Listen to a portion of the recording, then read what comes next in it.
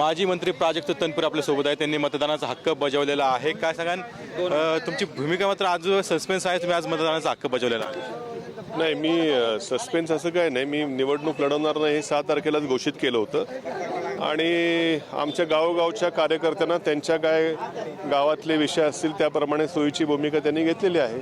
याच्यावरीकडं मी काय बोलू शकत नाही या विषयावरती.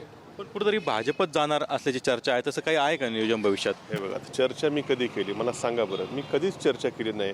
मी म्हटलेलं नाही कधीच मी भाजपमध्ये जाणार आहे. त्यामुळं भाजप प्रवेश वगैरे हे जे ईडीची केस हे माझी माघाऱ्याची जी भाजप प्रवेशाची जी चर्चा जोडली होती ही अत्यंत चुकीची चर्चा आहे.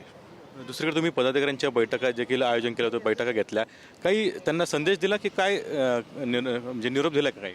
त्यांनी त्यांच्या गावातल्या ज्या ज्या काही विषय असतील, समोरच्या पार्टीशी त्यांचे असलेले संबंध असतील त्या गावा लेवलच्या, या संदर्भात त्यांना जी सोयीची भूमिका वाटते ती त्यांनी घेतलेली आहे. भाजपला मदत करण्यासंदर्भात काही चर्चा झाली की काय तसं? म्हणजे नाही, हे बघा, मी आता बंद दाराआडची चर्चा मी या ठिकाणी सांगू शकत नाही. पण शेवटी माझे कार्यकर्ते आहेत, त्यांना भविष्यात काय भूमिका घ्यायची, त्यांच्या गाव पातळीवर एक विरुद्ध पार्टी असते, सगळं बघता त्यांच्या सोयीची काय भूमिका असेल ती त्यांनी घेतलेली आहे. आता मी निवडणुकीत नाही म्हटल्यावरती शेवटी त्यांना मोकळीक आहे त्यांची भूमिका घेण्यासंदर्भात.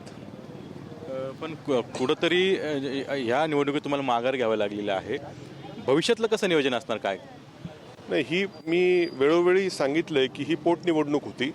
मी एकटा आमदार निवडून येऊन काही सरकारमध्ये कुठं बदल झाला नसता. 10चे फार तर 11 झाले असते. परंतु शिवाय स्वर्गीय शिवाजीराव कर्डिले यांच्या निधनाची देखील पार्श्वभूमी या निवडणुकीला आहे. त्यामुळं ह्या निवडणुकीत कुठंतरी थांबण्याचा मी निर्णय घेतला. भविष्यामध्ये 2029ला व्यवस्थित तलवारीने लढाई होईल. पण आता दोन्ही म्हणजे भाजप असो किंवा शरदचंद्र पवार पक्षाचा उमेदवार असो, दोन्ही म्हणतात की तुमचे कार्यकर्ते आमच्यासोबत आहे. आता ते तुम्हीच बघा, आता कोण कुठं आहे आता मी काय सांगू शकत नाही. मी आपले फक्त माघार घेतलेली आहे. तर निश्चितच आता प्राजक्त तनपुरे यांनी जे आहे ते आता मतदानाचा हक्क बजावला आहे. भाजपात जाण्याचा कुठलाही निर्णय जो आहे तो झालेलाच नसल्याचं त्यांनी स्पष्ट केलेलं आहे. कुणाल जायकर, TV9 मराठी, राहुरी, अहिल्यानगर.